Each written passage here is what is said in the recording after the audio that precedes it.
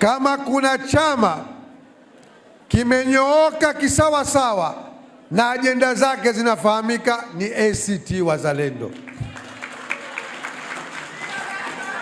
Kosa linalofanyika ni watu kudhani kwamba wao wanawasema CCM kujimilikisha nchi hii, lakini halafu na wao wamejimilikisha ajenda ya mabadiliko kwamba ni yao,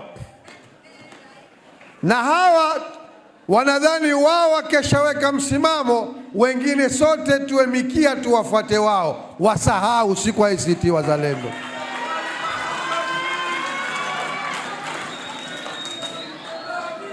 Nchi hii ni ya vyama vingi, tunaweza kuwa kuna mambo tunakubaliana. Kwa mfano, suala la katiba mpya, suala la kudai mageuzi ya msingi, tume huru za uchaguzi, uwajibikaji katika nchi, haki katika nchi.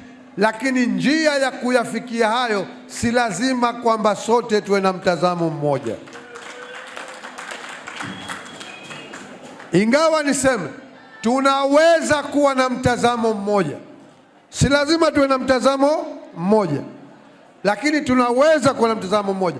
Lakini mtazamo huo mmoja, hawezi mmoja akajifungia akatoka nje akaweka msimamo akataka sote tufuate.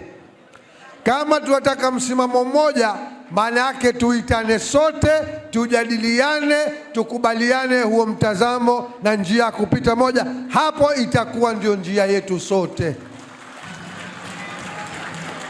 Kwa hivyo, vijana wa ACT Wazalendo, kataeni hoja kwamba ati sisi na nyinyi ACT Wazalendo vijana wetu tupimwe kwa msimamo wa wengine. Hapana.